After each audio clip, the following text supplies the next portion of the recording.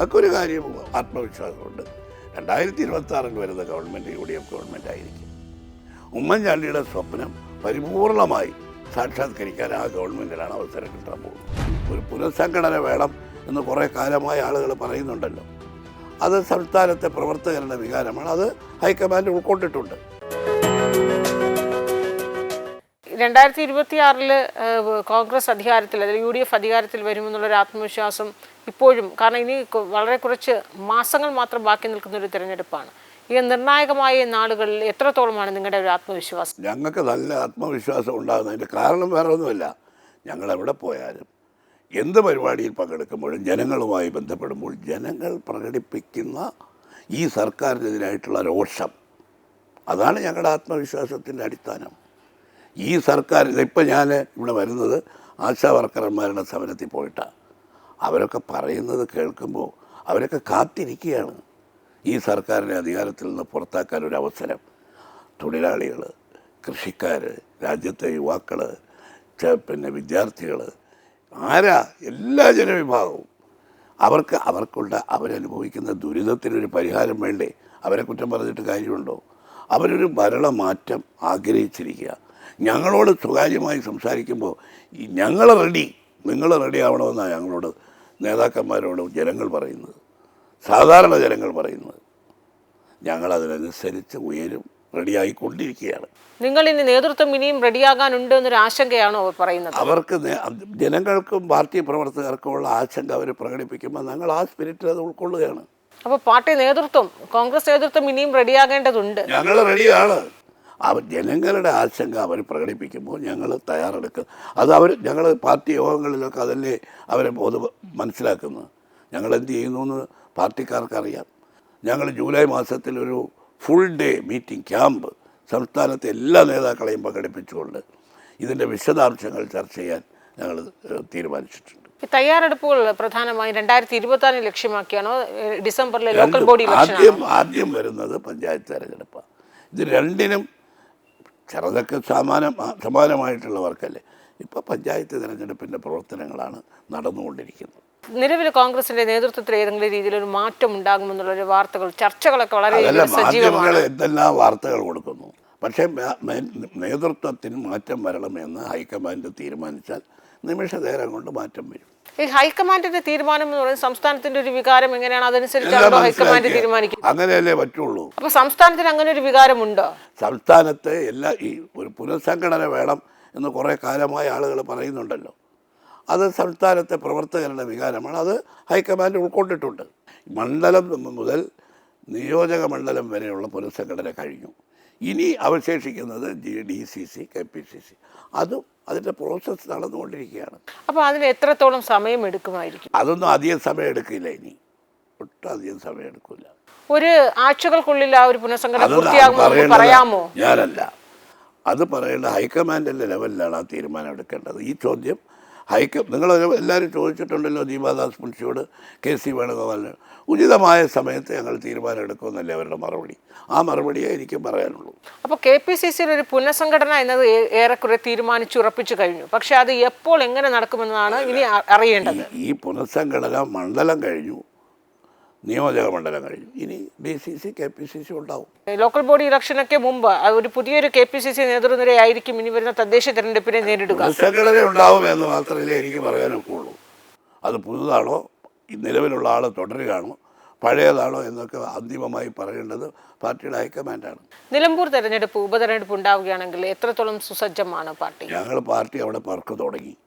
2-3 യോഗങ്ങൾ കഴിഞ്ഞു. പ്രതിപക്ഷ നേതാക്കളെല്ലാം പങ്കെടുത്ത് താഴെ തലത്തിൽ വരെയുള്ള ഇലക്ഷൻ മെഷീനറി വളരെ സജീവമാണ്, റെഡിയാണ്.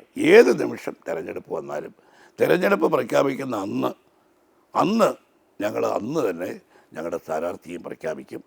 തിരഞ്ഞെടുപ്പിനെ വളരെ ധൈര്യത്തോടെ, ആത്മവിശ്വാസത്തോടെ നേരിടാൻ ഞങ്ങൾ തയ്യാറെടുപ്പ് ഇപ്പോഴും നടന്നുകൊണ്ടിരിക്കുക.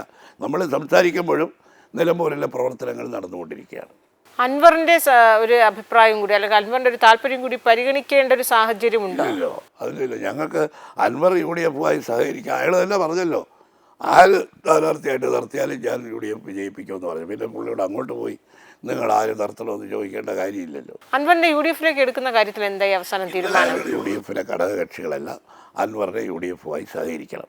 അതിൻ്റെ മോഡസ് ഓപ്പറാണ്ടി എങ്ങനെ വേണം എന്നുള്ളത് അൻവറുമായും ഹൈക്കമാൻഡുമായും ആലോചിച്ച് ഘടകകക്ഷികളുമായി ചർച്ച ചെയ്ത് തീരുമാനിക്കാൻ UDF ചെയർമാൻ എന്നുള്ള നിലയ്ക്ക് പ്രതിപക്ഷ നേതാവിനെ ചുമതലപ്പെടുത്തി. അദ്ദേഹം ഒരാഴ്ചയ്ക്കുള്ളിൽ എല്ലാവരുമായി ചർച്ച ചെയ്ത് തീരുമാനം പ്രഖ്യാപിക്കും.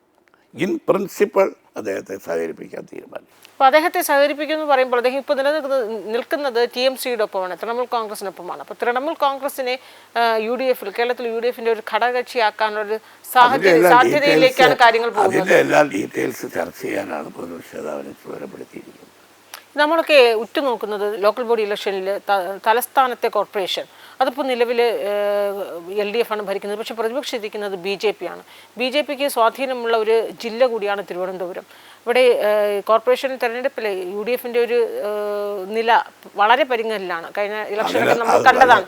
അപ്പോൾ ഇത്തവണ അത് എങ്ങനെ ഒരു മുന്നേറ്റം ഉണ്ടാക്കാനാണ് തീരുമാനം? കഴിഞ്ഞ തെരഞ്ഞെടുപ്പിൽ തീർച്ചയായിട്ടും ഞങ്ങൾക്ക് ഒരുപാട് സീറ്റ് നഷ്ടപ്പെട്ടു. അതൊക്കെ ഞങ്ങൾ വിലയിരുത്തിയിട്ടുണ്ട്. കാരണം അതെല്ലാം പരിഹരിച്ചുകൊണ്ട് ഈ തെരഞ്ഞെടുപ്പിൽ ഞങ്ങൾ ഭൂരിപക്ഷം നേടാനുള്ള പ്രവർത്തനങ്ങൾ നടന്നുകൊണ്ടിരിക്കുകയാണ്.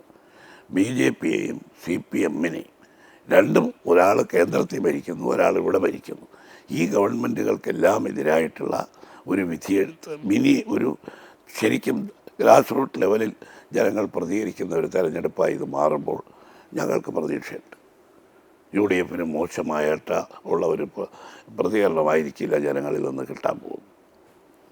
കോർപ്പറേഷൻ ഞങ്ങൾ എന്ത് വില കൊടുത്തും കോർപ്പറേഷൻ ഭരണം നേടാനുള്ള ഒരു തീവ്ര യത്നത്തിലാണിപ്പോൾ. അതിൻ്റെ പ്രവർത്തനങ്ങൾ ആയിട്ട് ഞങ്ങൾ തെരഞ്ഞെടുപ്പിൽ മുമ്പോട്ട് പോകും. KC ജോസഫ് ഉന്നയിച്ചൊരു ആരോപണം അല്ലെങ്കിൽ ഉന്നയിച്ചൊരു മുന്നറിയിപ്പാണ്. ഇനി ഒരു തവണ കൂടി പ്രതിപക്ഷത്തിരിക്കേണ്ടി വരുന്നാൽ കോൺഗ്രസിൻ്റെ അല്ലെങ്കിൽ UDF-ന്റെ നില സംസ്ഥാനത്ത് എങ്ങനെയായിരിക്കും എന്നൊരു മുന്നറിയിപ്പ് അത് എല്ലാവരുടെയും മനസ്സിലുള്ള ആശങ്കയല്ലേ. ആ ആശങ്കയുടെ അടിസ്ഥാനത്തിലല്ലേ ഞങ്ങൾ എന്ത് വില കൊടുത്തും അധികാരത്തിൽ വരാനുള്ള പ്രവർത്തനങ്ങളുമായി മുമ്പോട്ട് പോകുന്നു. അപ്പോൾ എന്തായാലും ആ ഒരു ആശങ്ക എല്ലാ നേതാക്കന്മാരുടെയൊക്കെ ഉള്ളിലുണ്ട്. ഏത് തെരഞ്ഞെടുപ്പിലാണ് ആർക്കാണ് ആശങ്കയില്ലാത്തത്? പിണറായി വിജയനും മാർക്സിസ്റ്റ് പാർട്ടിക്കും വീണ്ടും മൂന്നാം വട്ടം അധികാരത്തിൽ വരാൻ കഴിയുമെന്ന് അവർ ഉള്ളിൽ ആശങ്കയില്ലാതിരിക്കും. പിണറായി സർക്കാരിന് ഇപ്പോൾ തുടർച്ചയായി തുടർഭരണത്തിയിരിക്കുകയാണ് 2 തവണ. അതുകൊണ്ട് തന്നെ ഒരു തവണ നഷ്ടപ്പെട്ടാലും ആ ഒരു ആഘാതം അങ്ങനെ ആയിരിക്കില്ല. പക്ഷേ മറുഭാഗത്ത് UDF അങ്ങനെ അല്ലല്ലോ. അല്ല, ഞങ്ങൾക്ക് നഷ്ടപ്പെടാൻ പോകുന്നില്ലല്ലോ. പിന്നെ എന്തിനാ? ഞങ്ങൾ തിരിച്ചു വരാൻ വേണ്ടിയല്ലേ പ്രവർത്തിക്കുന്നത്. അപ്പോൾ ഏത് കാര്യത്തിൽ ഇറങ്ങുമ്പോഴും ആത്മവിശ്വാസവും ശുഭാഭിവിശ്വാസവും വേണം. നിങ്ങൾ മാധ്യമ പ്രവർത്തകർ പറയും പോലെ വരുമോ ഇല്ലയോ, വരുമോ ഇല്ലയോ, ആ ചിന്തയൊന്നും ഒരു രാഷ്ട്രീയ പാർട്ടിക്കും ഒരു തെരഞ്ഞെടുപ്പിലും പരസ്യമായില്ല. വരണം എന്ന് തീരുമാനിച്ചാൽ വരാൻ വേണ്ടിയുള്ള പ്രവർത്തനങ്ങളാണ്. 2026 ഏറെക്കുറെ എത്ര നിയമസഭാ മണ്ഡലങ്ങൾ പിടിച്ച് എങ്ങനെ ഭൂരിപക്ഷത്തോടെ വരും? ഒരു കണക്ക്, ഏറെക്കുറെ ഒരു കണക്ക് കൂട്ടൽ എങ്ങനെയാണ്? കണക്കൊന്നും ഇപ്പം പറയുന്നത് പ്രസക്തമല്ല, അത് ചോദിക്കുന്നത് തന്നെ പ്രസക്തമല്ല. ഞങ്ങൾ ഭൂരിപക്ഷം നേടി അധികാരത്തിൽ വരും. ഭൂരിപക്ഷം എന്ന് പറയുമ്പോഴും ഒരു 70-നപ്പുറത്തേക്ക് എന്ന രീതിയിലാണോ, അല്ലെങ്കിൽ ഒരു 100 വളരെ കംഫർട്ടബിൾ മെജോറിറ്റി? ഈ 99 സീറ്റ് നേടി 2001 അധികാരത്തിൽ വന്നില്ലേ? നിങ്ങളെല്ലാ മാധ്യമങ്ങളും പറഞ്ഞത് എന്താ? അധികാരത്തിൽ വരില്ല എന്നല്ലേ? 99 പേര് ജയിച്ചില്ലേ? കേരളത്തിലെ ഇലക്ഷൻ എങ്ങനെയാണ്? തെരഞ്ഞെടുപ്പിന് മുമ്പ് മാധ്യമങ്ങൾ നടത്തുന്ന പ്രചരണം, രാഷ്ട്രീയ പാർട്ടികളുടെ അവകാശവാദം, ഇതിനെല്ലാം കവച്ചു വയ്ക്കുന്ന ഒരു ജനവിധിയാണ് ജനങ്ങൾ നൽകുന്നത്. ആര് ജയിച്ചാലും ജനങ്ങളുടെ മനസ്സിലുള്ളത് അവർ പ്രകടിപ്പിക്കുന്നത് ബാലറ്റ് പേപ്പറിലൂടെയാണ്. ഈ തെരഞ്ഞെടുപ്പിൽ ഇപ്പോൾ ജനങ്ങൾ പ്രകടിപ്പിക്കുന്ന വികാരം കണക്കിലെടുത്താൽ വളരെ വലിയ ഭൂരിപക്ഷത്തിൽ ജയിക്കും. BJP ഇത്തവണ അക്കൗണ്ട് അവർക്ക് ക്ലോസ് ചെയ്യേണ്ടി വന്നു. അപ്പോൾ 2026 എന്താവും? വീണ്ടും ഒരു അക്കൗണ്ട് തുറക്കാൻ ഒരു രാഷ്ട്രീയ പാർട്ടിയും അക്കൗണ്ട് തുറക്കില്ല എന്നും ക്ലോസ് ചെയ്യാനൊന്നും പറയാൻ ഞങ്ങൾ തയ്യാറല്ല. അവരവരുടെ കഴിവിൻ്റെ അവർ പണം കൊണ്ടും പിന്നെ വർഗീയത കൊണ്ടും ഈ തെരഞ്ഞെടുപ്പിൽ പരമാവധി സീറ്റ് നേടാൻ ശ്രമിക്കും. അതിനാണല്ലോ ഒരു വലിയ ധനാഢ്യനെയല്ലേ ഇപ്പോൾ ഇറക്കിയിരിക്കുന്നത്. അദ്ദേഹത്തിൻ്റെ വരവ് കണ്ടപ്പോൾ തന്നെ മനസ്സിലായില്ല. അദ്ദേഹം പറയുന്നത് ഞങ്ങൾ ഭരിക്കും. ഇത് പറഞ്ഞ് ഭരിക്കുമെന്ന് പറഞ്ഞ ശ്രീമാൻ സുരേന്ദ്രനെ ഇപ്പോൾ കാണാനില്ല. BJP-യുടെ ഒരു വെല്ലുവിളിയായി മുന്നിലില്ല. എല്ലാ ത്രികോണ മത്സരമാകുമ്പോൾ 2 കൂട്ടരുടെയും വെല്ലുവിളി അതിജീവിച്ചാണ് ജയിക്കുമെന്ന് പറഞ്ഞു. അപ്പോൾ ഇത്തവണ 2026 ഒരു ത്രികോണ മത്സരം തന്നെയാവും കേരളത്തിൽ. ഇപ്പോൾ യാഥാർത്ഥ്യം അതല്ലേ? പാർലമെൻറ്റ് ഇലക്ഷന് ത്രികോണ മത്സരം, അസംബ്ലി ഇലക്ഷന് ത്രികോണ മത്സരം, പഞ്ചായത്ത് ഇലക്ഷന് ത്രികോണ മത്സരം, അസംബ്ലിയിലും അത് ആവർത്തിക്കും. ആ ത്രികോണ മത്സരത്തിൽ BJP-യെയും LDFനെയും പരാജയപ്പെടുത്തിക്കൊണ്ട് ഞങ്ങൾ ഭൂരിപക്ഷത്തിൽ വരും എന്നാണ് ഞാൻ ഇതുവരെ പറഞ്ഞുകൊണ്ടിരുന്നത്. ഇത്രയും സമയം വാക്കും മറുവാക്കുമായി സഹകരിച്ചതിന് നന്ദി. Thank you very much.